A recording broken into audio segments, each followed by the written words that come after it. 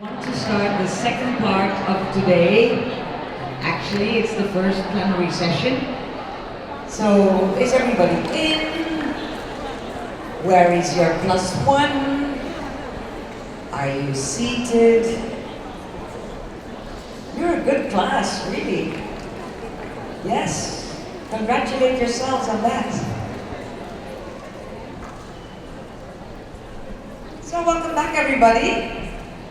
In this segment, we will be discussing the emerging issues we face, such as all-round safety and the hazards and blessings of social and other media. And we will also hear the first of a series of testimonials, which will be later this afternoon.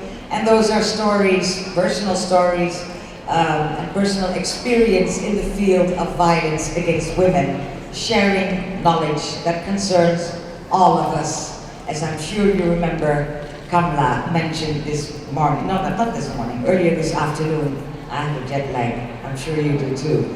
So, but first, if everybody is seated, I'd like to know where's my brother Raymond? Raymond, you're in there. Here I am! Yes! Alright. Why don't you try to get to know the people? Yes, okay. My job here is to ask around, and if I come close to you, please don't be shy and just stand up and let us know who you are and also why you are here, okay?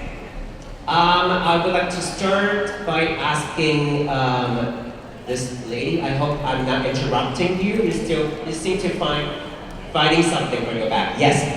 Would you please stand up? Let us know who you are, where you're from, and why you're here. My name is Milenka. I'm from my government support program of Women's Safety Services SA, that stands for South Australia, Australia. And I'm attending this conference on behalf of Coalition of Women's Domestic Violence Services South Australia with my colleague Jenkins. Well, Jen, I'm not sure where you are, but I'm hoping to catch up with you during the dinner. I am quite fortunate because this is the second time I'm attending the Fall Falls conference. I was lucky to attend the very first one in Edmonton, in Canada. And it was, that's how long I've been around, guys. I'm getting very old. And the first conference was just absolutely amazing. And I'm certain that Taiwan is doing everything they can to ensure that this one will be as good as the first one, if not better. Let's hear it for her. Okay, and thank you so much for being here with us this year. That's an old friend, okay? Hi, because you are just looking at me like, Don't come here, that's the way she was looking. Okay, let us know who you are and why is it so important for you to be here. My name is Etsu Bradshaw Keynes. I'm from the Caribbean islands of St. Kitts and Nevis. Yes! I am here because in 2014, I came for training in gender violence at ICDF. And I had a study tour at Garden of Hope.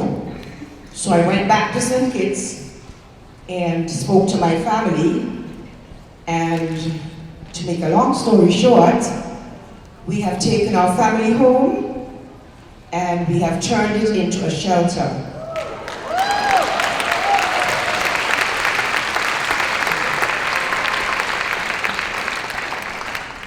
I can say this because I think my ambassador is gone.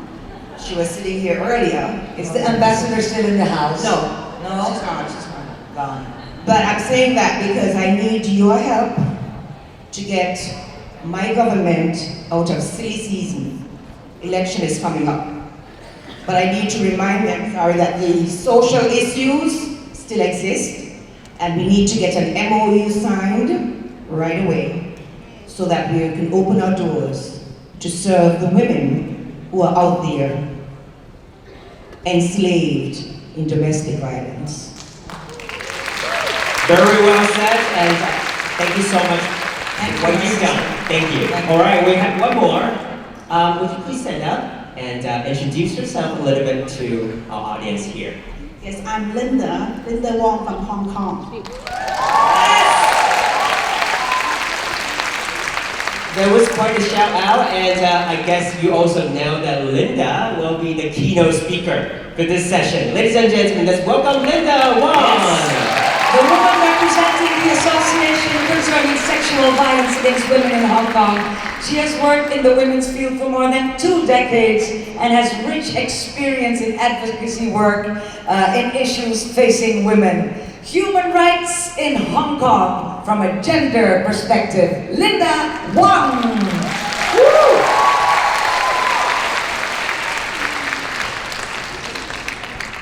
I'm Linda from Hong Kong, and today I'm talking about conflict-related sexual violence. It is not a new issue in the international arena. Sexual violence is used as the tactics of war and conflicts, as we can take examples from the wars in Middle East to the detention camps in Syria. Conflict-related sexual violence is now seen as war crime. In 2016, the International Criminal Court has convicted the first case of rape as war crime against the former Congolese Vice President Jean-Pierre Bemba. However, political motivated sexual violence is the current gap in the field where research is hard and inaccessible of data collection. But it is exactly the situation we are facing in Hong Kong. The Anti-Extradition Law Amendment Bill movement, now we call Anti-NAP movement, has come to the world's attention since earlier this year. With the famous and creative protest means, such as the flash mobs, sing-alongs, and human trains, and the violent and disproportionate crackdown of the protests by the government and police. People from all walks of life, including students that are studying in secondary school and university, came join the protest. They are going on the street in hope to maintain the value of democracy, freedom, and the practice of one country, two systems, and a high degree of autonomy. Since this June, protesters have been going on street every weekend, sometimes even weekdays, to call on the implementation of 5 demands.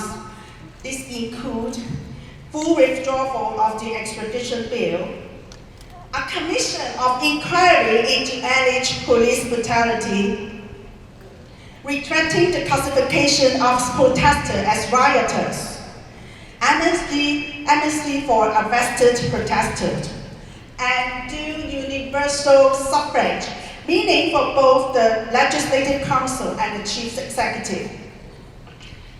Although the bill has been already withdrawn in September, the turmoil seems to be unsettled till this day. The government lack of positive response and the police continuous brutality that is seemingly allowed by the administration but not holding them accountable have resulted in some protester frustration and an escalation of ways to respond. Ways that include a more violent response.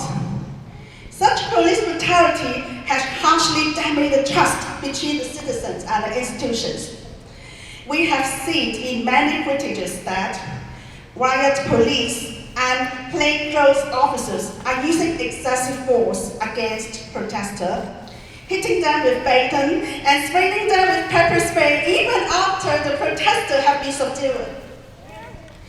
In this case, an 18-year-old student was shot with live bullet and left on the scene for 3 minutes before medical attention was provided by the police officers in front of them. Since the very beginning of the protest, the government and some conservative pro-establishment individuals have been condemning protesters, and particularly younger protesters' ways of expressing their opinion without putting effort into understanding the root cause. If we rewind back to the very beginning of the war, it is clear that the cause of the Hong Kong government attempts to push for the extradition bill legislation without any consensus in the society. The government is not willing to withdraw the bill even after 1.03 million people went on street.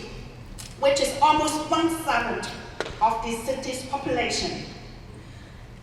The administration is only willing to soften its stance and suspend the legislation after 2 million people came out again in the following weekend. 2 million people. It is distinct to us that the city's leader, Carrie Lam, and her stubbornness planted this seed of violence herself. It has already been reported that Hong Kong police has physically and sexually assaulted the protester in detention centers, police stations, and even in courts. According to the testimony given by the protester in public, some protesters were denied of their rights as an arrested persons, like they could not get in touch with the representing lawyers, medical assistants, and their next of kin.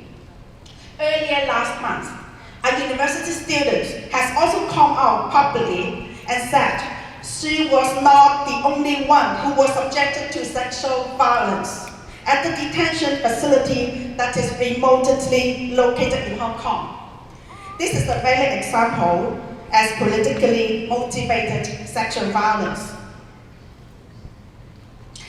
As conceptualized and categorized by Moster and Sherida, political violence is defined as the commission of violent acts motivated by desire, conscious or unconscious, to obtain or maintain political powers.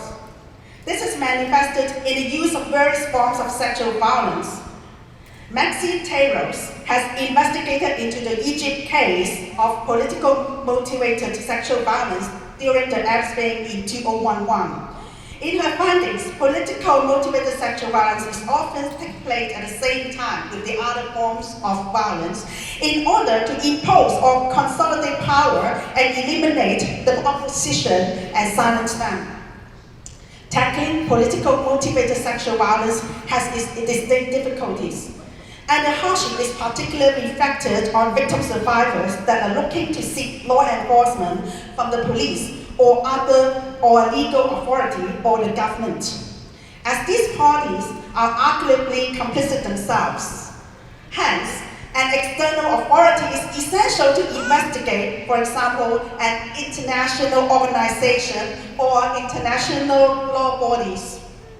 As for Hong Kong, without a sovereignty status, it's harder to obtain the assistance of international bodies over investigation. However, as a whole, for exchange of information and financial activities, Hong Kong's situation has also been closely monitored by international press and different companies or organizations that are involved in the region in any way. Without official independent investigation, the responsibility to fill in the service gap fall into the non-government organizations. In order to understand the gravity of the issue, Association Concerning Sexual Violence Against Women of Hong Kong has conducted an online survey. A total of 67 respondents reported to have experienced sexual violence in related to the anti-lab movement. Of these 67 respondents, 58 of them are female, 9 are male. The majority in the age group of 20 to 29 years, with 42 respondents. Of the experience of sexual violence, 29 respondents reported having experienced it multiple times, while the rest reported having experienced once so far. For the sexual violence involved, most of the cases involved are with verbally sexual abuse, such as mentioned by 54 respondents. It is followed by cases involved with the unwelcome touching of private body parts, as mentioned by 26 respondents. Moreover, it is also worth noting that the 3 respondents reported having subjected to unlawful sexual intercourse out of threat. At the time of the incident, 52 respondents identified themselves as protesters or supporters of the movement, and 3 of these respondents were even acting as the first aider at the same time. Besides, there is also one respondent self-identified herself as pro-government or pro-establishment supporters in the survey. Of the perpetrator identities, 32 respondents reported that the case were involved with a perpetrator who is police or other legal enforcement agent. 28 respondents reported that their case were involved with a perpetrator who is a supporter of the pro-government and pro-establishment camp. Moreover, 5 respondents report that their case were involved with a perpetrator who is a protester or a supporter of the anti-act movement.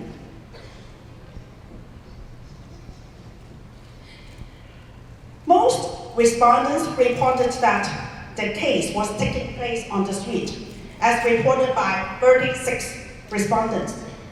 Furthermore, there are also 12 respondents reported that the incident happened in a police station or other detention centers. In terms of how the respondents have responded to the incident, only 2 respondents said that they have contacted the police authority for assistance. Most of the other respondents include yelling and screaming, gathering at the abusers, and pretend nothing happened. For the reasons of not calling the police, most respondents questioned the usefulness of reporting, as mentioned by 52 respondents. It is then followed by reasons like fear of being falsely accused with 38 respondents, losing confidence to police integrity with 38 respondents, and lacking personal information of the perpetrator with 35 respondents. Furthermore, there are 27 respondents also referred to their various fears, as the case was involved with a perpetrator who is a police officer or other legal enforcement agent indeed. Through the ongoing clashes between protesters and police, we could identify a drastic decline in the public trust towards the police role as a law enforcement agent. It is expected that the consequence of low level of trust towards the city major law enforcement agency would continue to haunt the work for social service agency that act as a linkage and interface between service user and medical law enforcement organizations. For the organization that provides intervention to those affected by sexual violence, we expect more victim survivors will be further inclined towards options outside the current criminal justice system. And as a result, the demand for long-lasting counseling and alternative justice initiatives could increase further. The landscape of the provision of crisis service may also become more divided. As with the skepticism towards providers with public funds is growing continuously, this may result in a pattern of which publicly funded crisis service providers will be receiving more cases than reported leads. As for the service that without public funding will be picking up cases that are less likely to report to the authority. It must also be pointed out that with current Hong Kong procedural requirement for forensic examination to only be carried out after the victim survivors has reported to police, the 72-hour rule will cause further secondary trauma.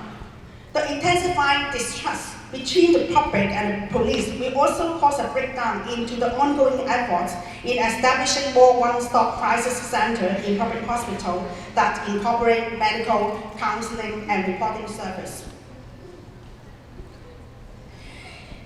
Terrors has summed up a few factors behind this politically motivated sexual violence. Sexual violence was used by those in power against the opposition. One reason is to shame not just the victim, but the whole community. By the sexual violence imposed on protesters, the powers want to show to other protesters and the public that the consequences of being politically active and rebellious. The other motive is to intimidate. Sexual violence itself is already a showcase of power, showing the weakness of the victims. Victims has become the site for acting out superior masculinity, as terrorists point out. Such Such enforcement of superiority attempts on weakening victim survivors' voice by normalizing the exposed behavior with myth and authority. This is not only the case for female victims of politically motivated sexual violence, but also for those males and other genders. In our retrospective studies that investigated our cases in the past 18 years, only half of the health seekers decided to reach for justice via legal procedures, and even less are able to see justice being served in the end.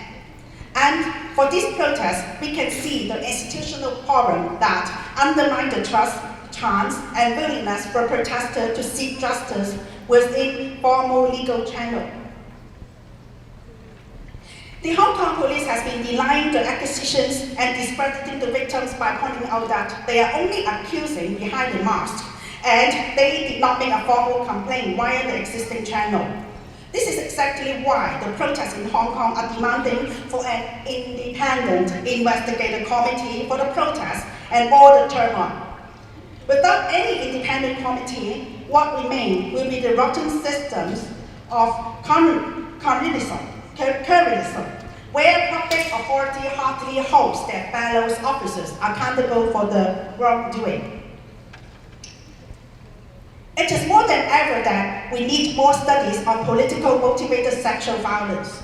However, it also means that we have to brave the difficulties and hardships, and even dangerous to study the issues. And because of the sensitivity of the issues, it is possible that we need to work on the issue with a very limited funding. We need to support independent media, social media, citizens media, and mass media in exposing sexual violence in public authority. It is particularly important for us to name the perpetrator of political motivated sexual violence. It is because the perpetrators are the people in and with power. We should let go of the gender binary concept in sexual violence from daily setting to conflict, crisis, or war setting. We need more support for people of other genders in Hong Kong. We even need a huge reform in the legal system so they can also attain legal justice via legal system. We should aim for breaking the cycle of sexual violence, especially in institutions, while at the same time breaking silence and for the victims and survivors. Last but not the least, believe the victim and listen to them. Question political power does not always go in line with believing the victims. In these darkest hours of Hong Kong, we hope you can walk with us, support us in this turmoil, and be our voice and witness all around the world by taking part in this global signature campaign initiated by Association Concerning Sexual Violence Against Women, the Hong Kong Human Rights Monitor, and Hong Kong Women's Coalition on Equal Opportunities. I would like to end my sharing with one survivor that bravely came out from the sexual assault of legal enforcement after she was arrested from the protest. Thank you.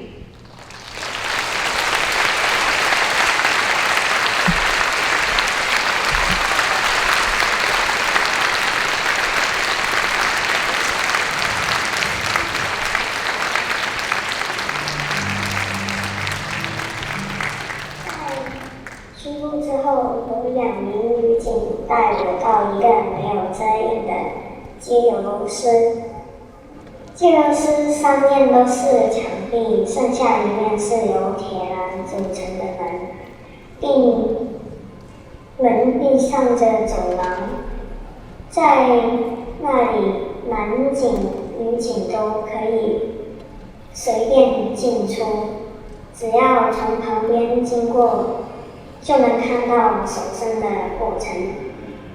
丝毫不是可怜。其中一名女警大声附和着要我脱去身上所有的衣服，包括内衣裤进行手伸，而另一名女警就站在铁栏门旁边看守着我。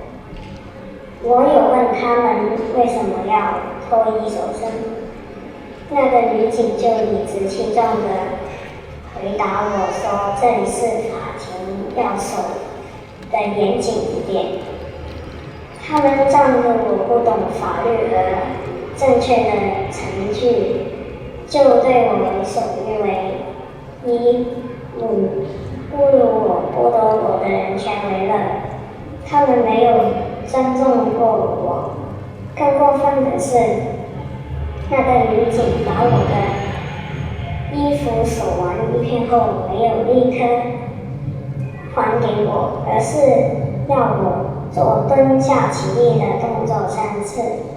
我为了快点穿回我的衣服，就按着他的指示做。但第1次蹲下起身之后，女警说我的动作做得不够好，蹲得不够低，要我重新做多1次。最后我总共做了5次，但是只有其中3次被他们计算为有效的。我觉得他们要我做的动作是不合理，而且是没有必要的，因为他们已经搜过我全身一片，是没有收藏任何攻击性的物品，而我更不是干犯与毒品有关的罪名，是不可能在体内藏毒。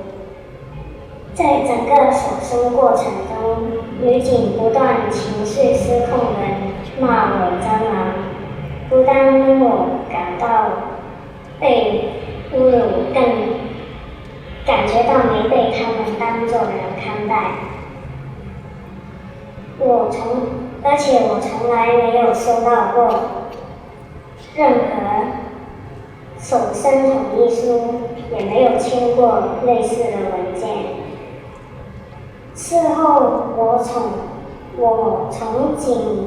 从律师口中知道，这是一个不合理而且违反警察通例的搜身。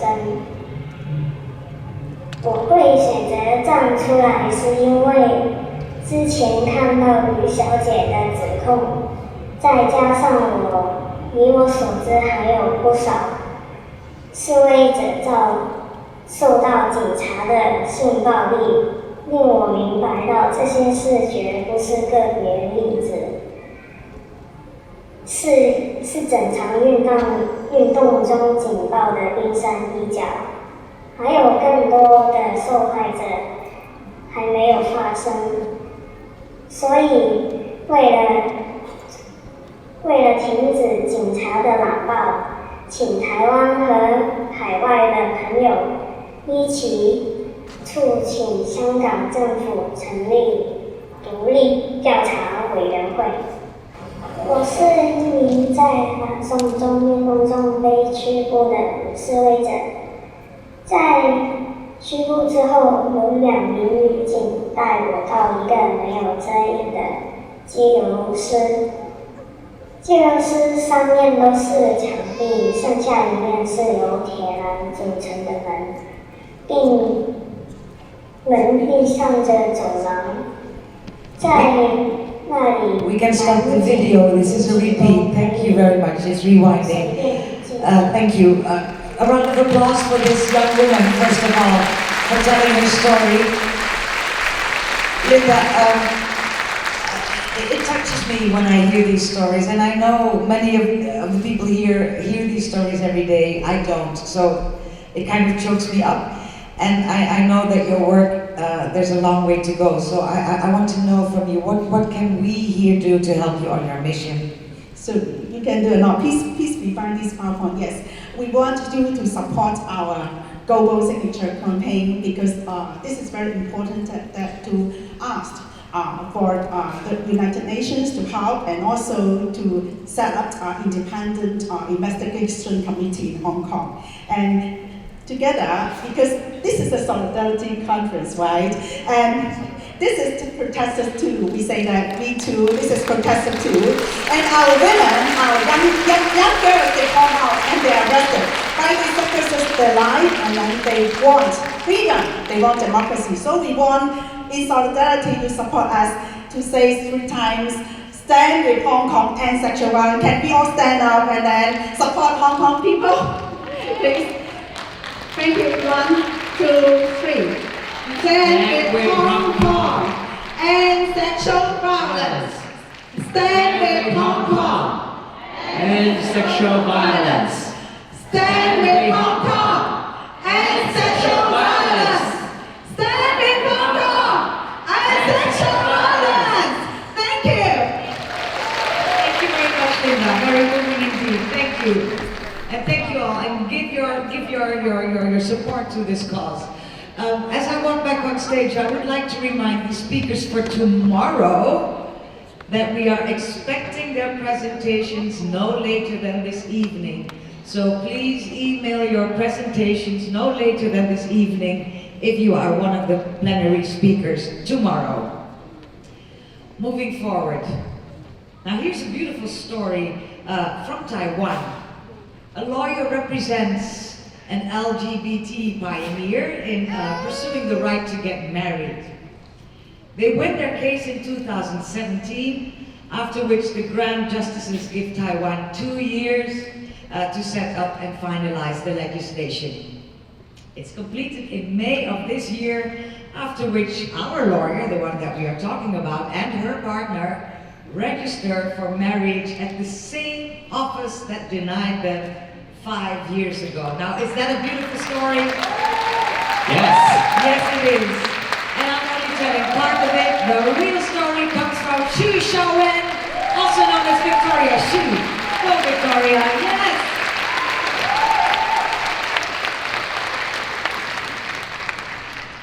Good afternoon, everyone. I'm Victoria Shi, and I'm a lawyer, co-founder and executive director of Taiwan Alliance to Promote Civil Partnership Rights, TAPCPR, which is a LGBTI rights group established in 2009 and dedicated to marriage equality and sexual minorities' equal rights. And I'm really honored to be here today to share with you some of my thoughts about housing and placement of LGBTI persons in Taiwan. Well, as you may know, in the past, because same-sex couples could not get married, so they were deprived of many rights related to spousal status and social welfare, related to marriage and family as well. So TAPCPR's legal team, my colleagues and I represented Mr. Qi Jiawei, won the Judicial Yuan's interpretation number 748 on May 24th, 2017. This was the press conference that day. And the Grand Justices of our Constitutional Court found that the Civil Code does not allow same-sex couples to marry, which is unconstitutional, and ordered the relevant authorities to amend the laws within 2 years. Otherwise, the Civil Code marriage will be directly applied to same-sex couples. So, because of this judicial victory, Taiwan's parliament passed the same-sex marriage law on May 17 this year, and the May 24 was the first day when the same-sex marriage law went into effect. You can see from the photo my wife and I went to register our marriage on the very first day. A lot of journalists left them. Yeah. And in general, you may say Taiwan is a friendly country for LGBTIQ+. We have the largest gay pride parade in Asia, and Taiwan is definitely the first country in Asia to legalize same-sex marriage. However, I have to say that there are still people in our society who are, you may say, homophobic and against LGBTIQ rights, and the social discrimination still exists. For example, although same-sex couples can legally get married now, but there are still some people who cannot come out to get married because of social pressure.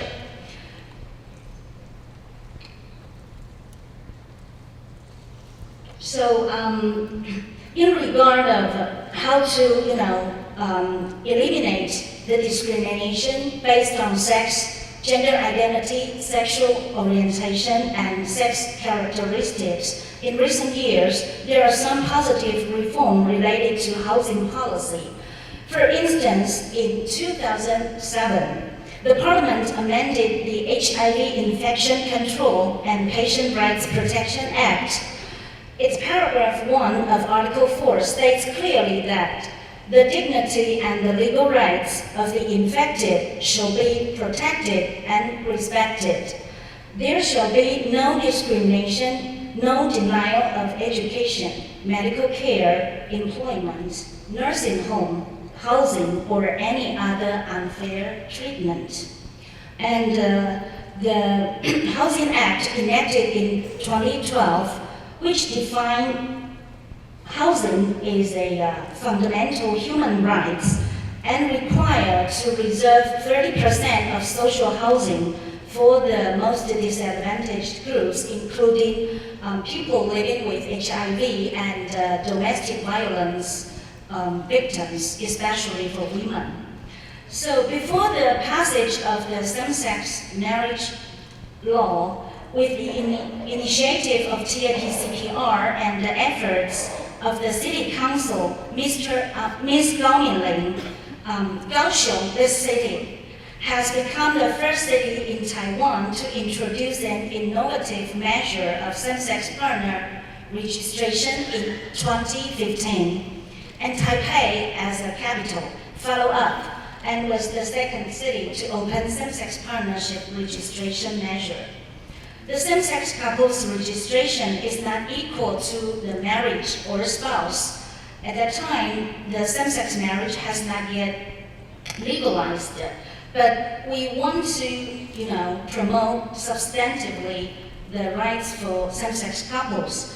And I personally served as a commissioner of the Taipei City Government's Women's Rights Promotion Committee, spent more than 1 year, and finally succeeded in persuading the Taipei City Government to revise its social housing rental ordinance so that registered same-sex partners can apply for family-type social housing and be treated as spouses in this regard.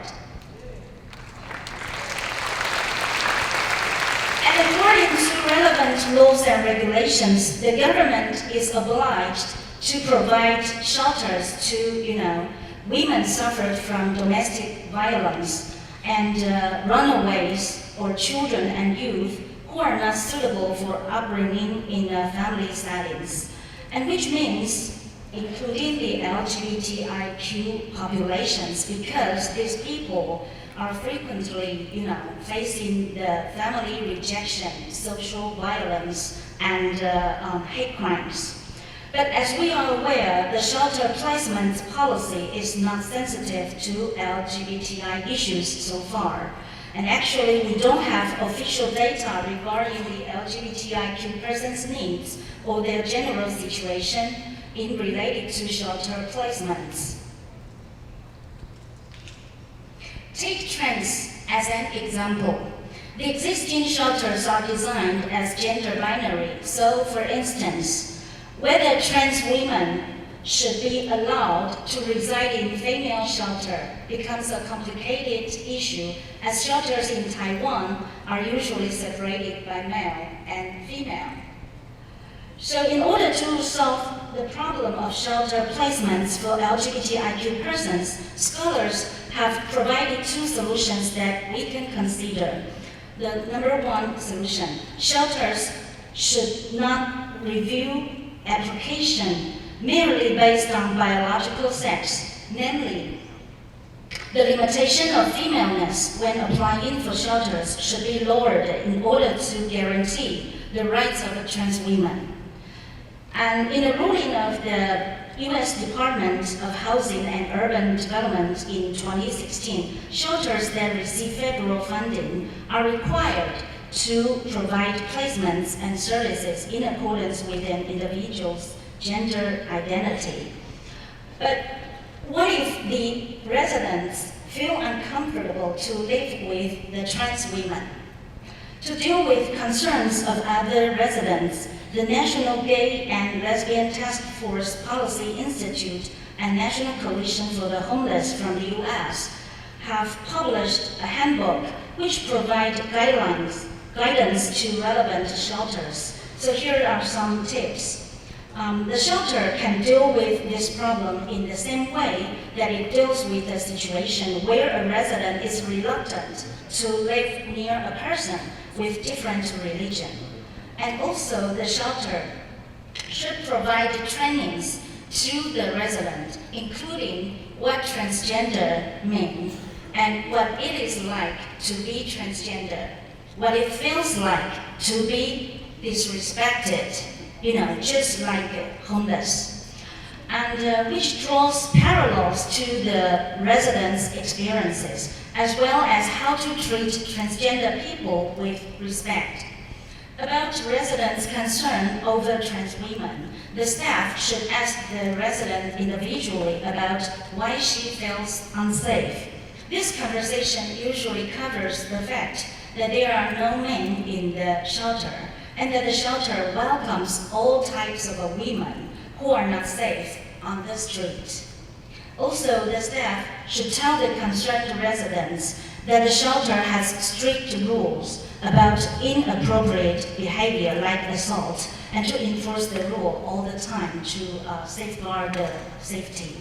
And number two, another solution is to establish shelters that are specifically designed for LGBTIQ victims, such as Larkin Street Youth Services in San Francisco, which targets trans youth at age between 18 and 24. However, how to reconcile with the limited resources will need more discussion. And to sum up, I have some very preliminary concluding remarks. I think there are four things I think very important and as advice provided to the government especially. First of all, regarding the data collecting, I think we should include info related to sexual orientation and gender identity when the government collects gender data, so that we can better understand, evaluate, and analyze the needs and situation of housing and placements for LGBTIQ. Secondly, we should conduct studies regarding shelter placements for LGBTIQ persons, including the questions how to reconcile with limited resources and how to deal with concerns of diverse residents. And thirdly, develop a guideline about shelter management, which ensures that shelters provide services in accordance with the applicant's gender identity.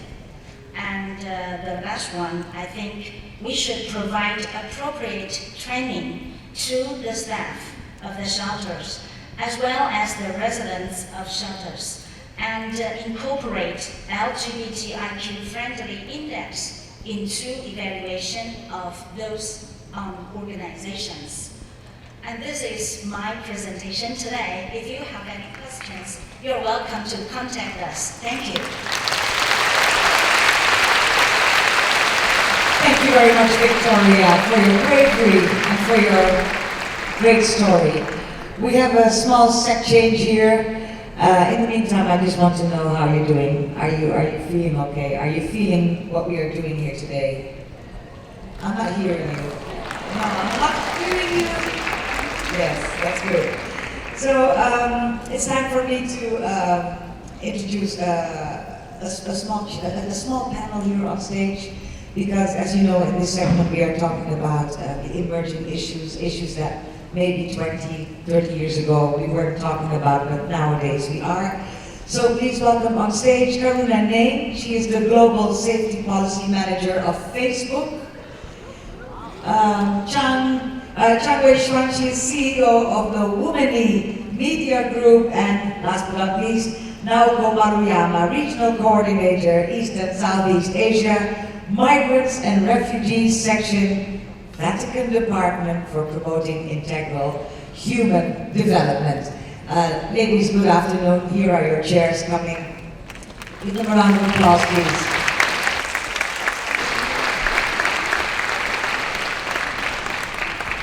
Wonderful. Well, yes, thank you very much. Just have a seat. Let's just be casual. Pretend we're in a bar and chatting. That always works best, I believe. Yes. I'd like my chair this side, please, so I can see my ladies. So I'd like to know you all got your own sound, right? No, you don't? No, we need more microphones. Here they come. Bear with us, people. Please do. We can share this, and you can do, yes, okay. So I would like to start by asking each and every one of you if there is one issue that you want everybody here to know, and from there on, we will continue with a couple of questions. Start with you, please. Thank you. Can everybody hear me? Does this Yes, work? now they can, yes. Perfect. Well, the issue that I'll be discussing today is about the work of the Vatican regarding human trafficking, particularly through our new booklet, which is called The Pastoral Orientations of Human Trafficking. So this is what I would like to bring your attention to for today. Thank you. And you? Okay, great. I don't bring the booklet with me, but How okay. yourself? For myself, actually, I would want to share something because the host asked me what's special that you want to share today. I will say courage. Courage. Yeah. Can you elaborate? I think that through my life, I always feel I'm like fighting for something, like for equality, for women, for young girls, and of course for myself. I remember like when I was 6 years old, when I went to school, and my teacher just say who wants to be the chief in the whole class, and I just raised my hand, and I say, oh, I will be the volunteer. I would love to serve for all the class. And my teacher just say, oh, you are the girl. Oh, really? You are the girl. Maybe there's someone else who can do it. And I was just sitting there and raised with my hands like here and say, oh, okay, maybe I'm not a human being. Well, you showed them, didn't you? And I really thanks to my mom. She told me, don't believe it. You should have the courage to speak up for what you believe. And I think that's today why you are here, we are here. So courage for you girls and myself too. Exactly. I agree. Yes. Thank you very much. Yes. Thank you so much. And first off, thank you for having me Facebook here.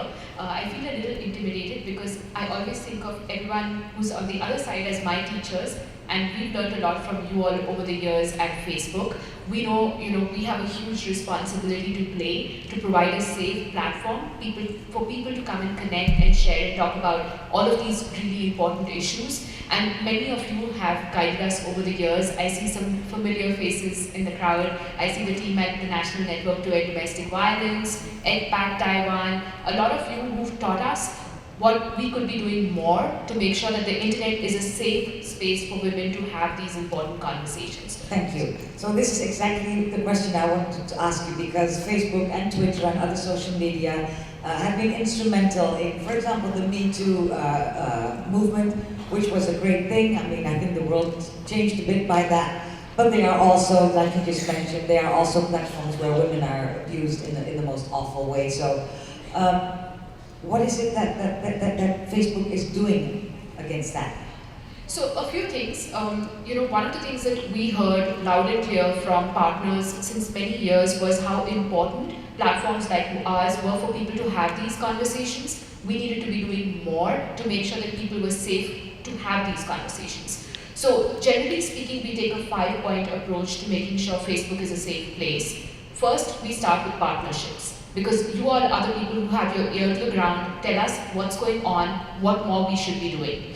Your partnership helps inform our second pillar, which is our policies.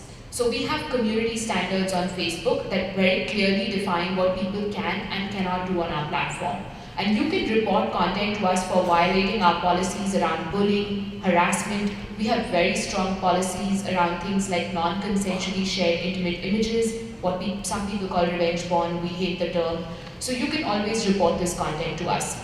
The third pillar is tools or technology. We're a tech company. We can use the power of technology to stop some of this abuse in its tracks. How? So for instance, you report a photograph to us. You tell us it's an intimate image of yours that is being shared without your consent on Facebook. Not only do we take down that photograph, we can use the power of technology to stop it from ever being reshared By across anybody else. any of our services. What do you do with the perpetrator? So we do, the next time someone tries to upload that photograph onto our platforms, they see a nice pop-up reminding them that this content that they're trying to share violates Facebook's community standards. It may actually be illegal in certain countries, so they may want to rethink their actions. If you report an image to us for the very first time, not only do we take down that image, we use our photo matching technologies to stop that abuse, but we also remove the account of the perpetrator from our platform. We don't want that person on Facebook. So anybody that you take down can just start another account. They just use a different name. So how does that work? Or do you work with IP addresses or? So IP addresses are hard because in many countries like India where I'm from, many people use the same computer, the same device, they go into cyber cafes. What we have done in one space is, we call this bad behavior on Facebook recidivism. It's a phenomena where someone creates an account, fake account, it's for the express purpose of abusing you, you report it to us, we review it, we take it down, the next day the person gets up, sets up another account. We go through the whole cycle again, and then the third one, and then the fourth one. So we heard about this abuse loud and clear. We've now been able to use some signals to better determine, once you've reported an account to us, if someone is trying to set up another account and abuse you or harass you. And using those combination of signals, we're able to stop that person from reaching out to you on our platform, send that account which has been set up to a human reviewer to check what's going on. Is it a fake account that's been set up for the express purpose of bullying you to again stop that abuse in its tracks? Thank you very much. So Weishuan, you are considered an opinion leader in Asia. You lead the very popular gender-oriented community in Asia. So how do you start a conversation about gender and women issues? I think the question is very interesting because it's hard to start. I think everything starts with a vision. And my vision of this, we call it Womanly, that stands for women are many and you are the only. And it starts with a vision that we want to support and empower women from all ages, from all places, from different cultures. So it starts from you can say the vision or a dream, that I have a dream that one day the girls, they're not afraid to be excellent. I have a dream that one day the girls, the women, we're not afraid to go home. I have a dream that, like today, different country, different culture, different places, different ages that will come together, we stand together. And that's, I think, that it's the power of the internet, the new technology, that we can bring all together in here, and we can have a conversation, we can share our experience. For example, in Womanly, we have a service, we call it writing down your pen. The pen from writing down for your pen. Because in Taiwan, for the legal, the legal things, if you got sexual violence or you are raped, you have to report it to the public sectors. You have to question all the things you don't want to answer. It's legalized, we have to do it. And so, like, the Home Garden, for them it's very difficult because so many people, they don't want to come out and say, sorry, I have something happening in my home. Because in our culture, it's kind of, you shouldn't say that. It's your business, it's your home business, it's your private things. You have to hide it for your family, for your husband, for everything. For your father, for example. So we create a service online that for people, for girls, that they can just writing down what's happening. Instead of seeing it. Instead of just going to the police station and say something happened. So, but it's not just, we cannot do it alone. We have to co-work with the NGOs, the social workers, the people here, like, to help people to, take first step and the second step. And we provide courage. We provide the solutions. We provide the consultants. And I have a dream. It's my dream. It is your dream. I think it's all our dream. I have one more question about you about media, because traditionally media are led by men. They set the agenda, they choose the cute girls to present, and girls aren't allowed to even think. I know, because I worked in media for many years. I got out when I could. So what difference does it make that when media are led by women? Another very interesting question, because I never thought about that. But when I saw the question, I was like, oh, actually it's very difficult. You can imagine, like now, like now, and it's full of guys. And like you are the only one or two girls in the rooms in the media industry and in the tech company. It's very rare. So actually I think it takes more courage that you have to represent one perspective of our gender. And for me, I'm doing a startup for 8 years. Like every day I wake up, I feel, oh, I really want to give up. It's so hard. And then next second I will say, no, I have to have more courage to fight for this, because it's not only for me, it's not only for my dream. Can I be the role model to young generations? Can I give inspiration to young girls that they can imagine maybe one day they can be here? Yes. It's very important for me. It's very important for young girls. And I really appreciate the opportunity that the GE let me sit here to be with so many incredible women and you, to share our own stories, to share Taiwan's experience. I think it's very important that we collect different female stories, and it's real, it's everyday life, and we can make it happen all together. Yes, thank you so much, Rachel. Thank you so much. Now, Oko, when it comes, yes, that's okay, go ahead, give her a hand. Yes. Now, Oko, when it comes to migrants and refugees, what role can media play in search of their safety?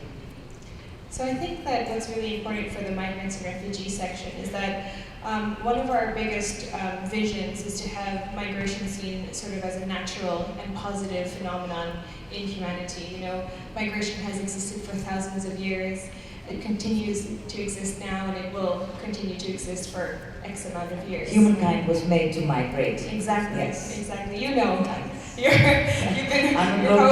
probably been flying, you know, earlier than you had been walking, so you know the story. And so one of the biggest sort of challenges that we have and initiatives that we have in the section is really trying to change that negative narrative in the media that exists about surrounding migrants and refugees, that they are a danger to society, that they are negative impacts, so on and so forth. And of course, victims of human trafficking are not excluded from this negative narrative. This stigma that exists and is created and perpetuated by media is enormous. So I feel that what's very important for the role of media is bolstering cooperation. And how do you do that? Oh, well, first is, how does the section do that, or how does the media do that? How do you think it should be done? Let's put it that way. Well, I think that it's through partnership. So when we have the Plenary protocol, there's the 3 Ps that have been sort of initiated, yes. To combat global human trafficking. But I think that there's a 4th P that's very important, which is partnership. And there's a huge lack of partnership with not only media and business, but also state actors and other actors. So media can have the power and has enormous potential to really sort of bolster all this cooperation together. And I think that also by bringing more awareness and proper knowledge and real statistics to the forefront is very important for the media. Well, we have some way to go on that front.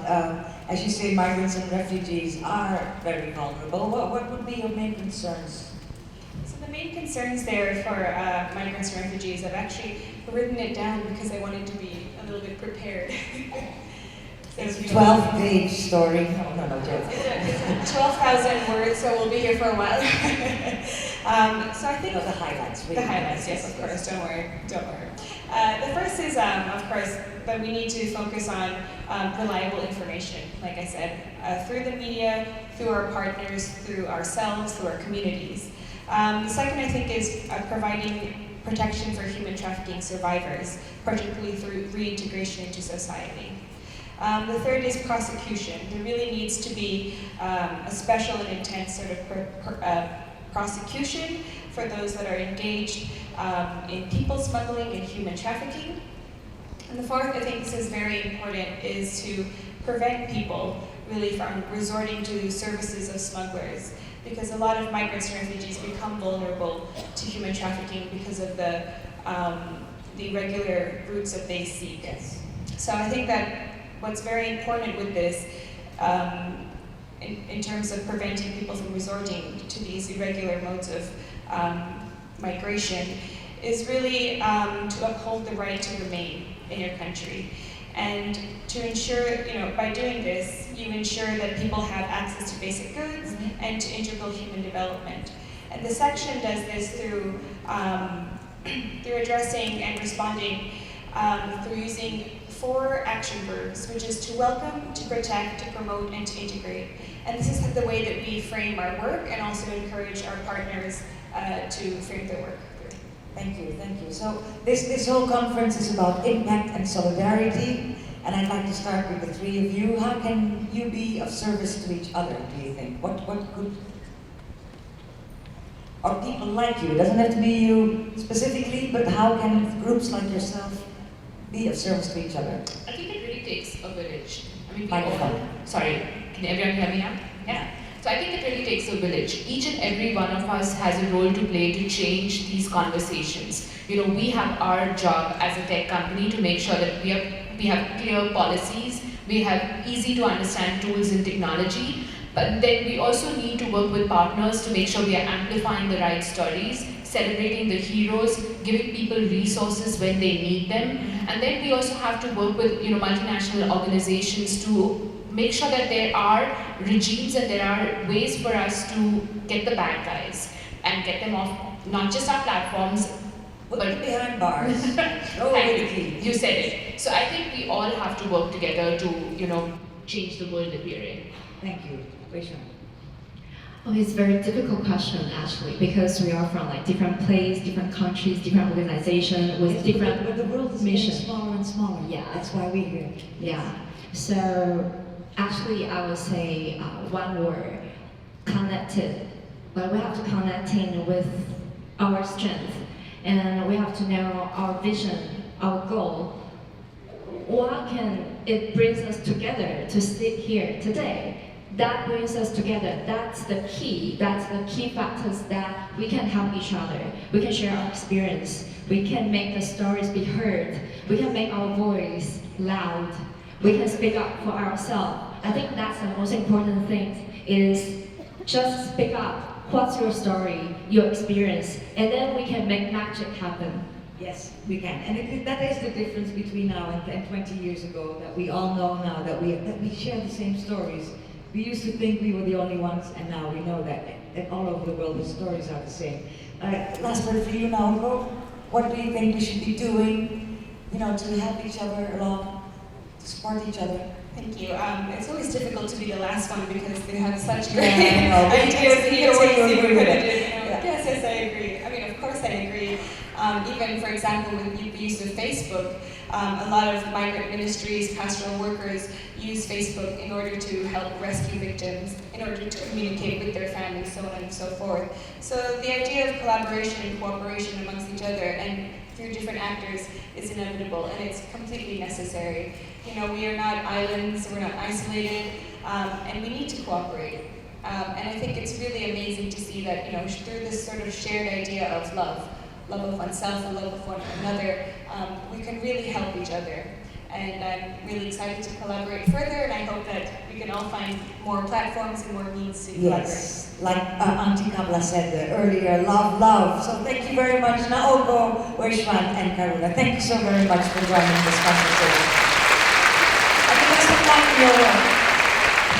Yes, I think we just leave the set here. They'll take care of that. Thank you again to our very wonderful moderator and also 3 panelists. Let's give them another big round of applause. Do you really ask questions like that at the bar? That's why people never take me out for a drink. That's okay. I'll take you. Thank you. No problems.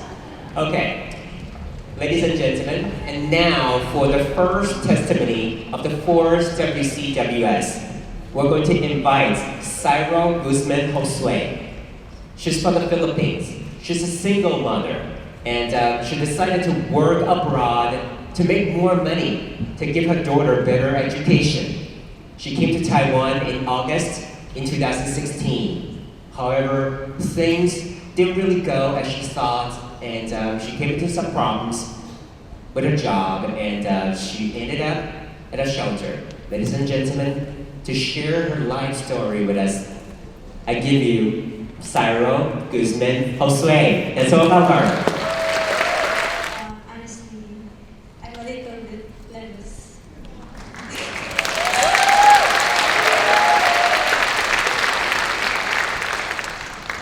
Hi to everyone.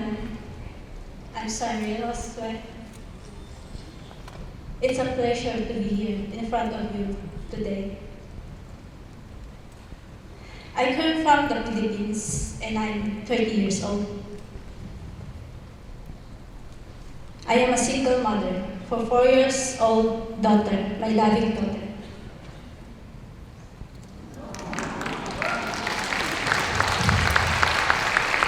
That is my daughter. I miss her so much. I came from a poor family. I decided to come to work here in Taiwan. To support my family, though it's very painful to leave my 8-month-old my daughter. Because I want to help.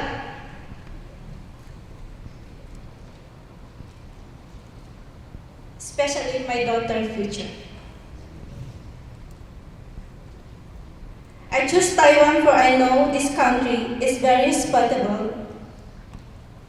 I started to work here in last August 2016 as a caretaker, and I've been here for 3 years now. I told myself I could reach my dream for my daughter, but no. I had to go through difficult tasks. I never thought I would lead in such a situation. Why did I stay at the Garden of Hope shelter? It's because my employer didn't agree to end my contract and let me transfer to another employer. They said I have to stay with them, otherwise they will send me back to the Philippines. All I want is to transfer only.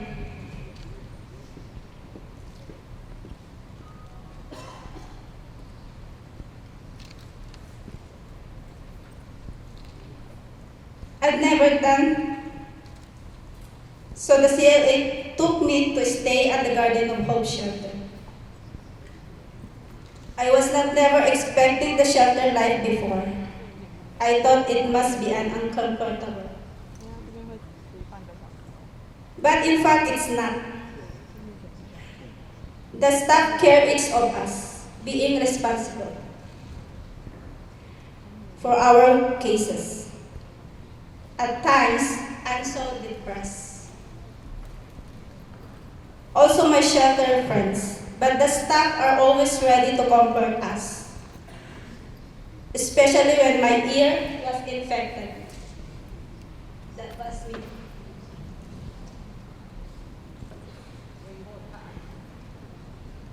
So I was so shocked.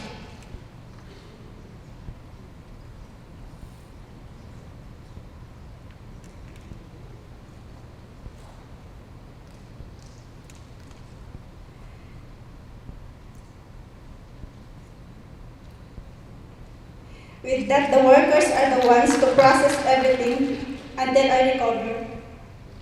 I am very grateful for the Garden of Hope and all the staff. I'm not the only one getting help. All of us are blessed by their assistance. And they give us also all things that we needed not only for us, but also for our children. They take us also different events so that we can socialize and have fun with each other. Especially I have experience inside our shelter. To different countries, we belong some Philippines, some Indonesia, and some Vietnam. We have differences, but by the help at the staff, all will be okay. On behalf of my shelter friends, we would like to express our deepest gratitude and thank you to all of the staff, the Garden of Hope Shelter. May God bless us all more power and guidance that make me stronger to face all the challenges in my life. Thank you very much. Sarah Guzman Josue. Let's give her some more love and support. Sarah, thank you so much for being so courageous and let us know what strains really is. Thank you so much for sharing your story with us on the stage. We really feel you. Thank you. Let's hear it one more time for Sarah, okay?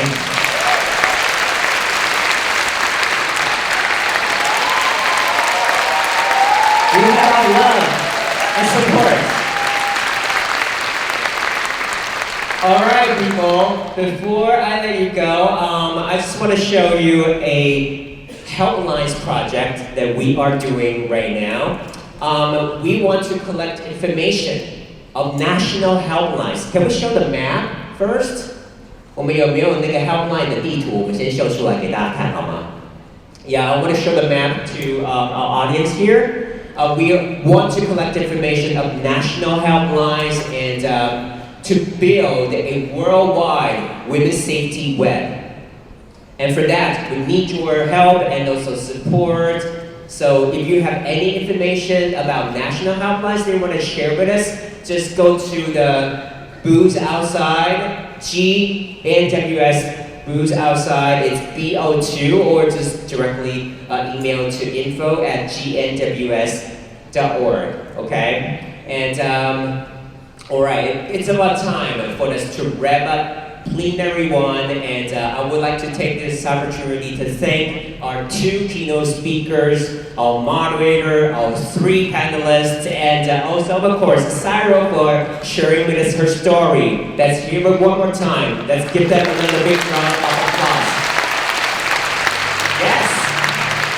All right, it's time to have some fun. You can go to the gala dinner right now, yeah, and have some drinks, but don't drink too much because we are going to have a very early session tomorrow morning. Plenary 2 will start at 8:15 in the morning, okay? So everybody have fun, talk to each other, get to know each other, make friends. Thank you so much for coming. Enjoy.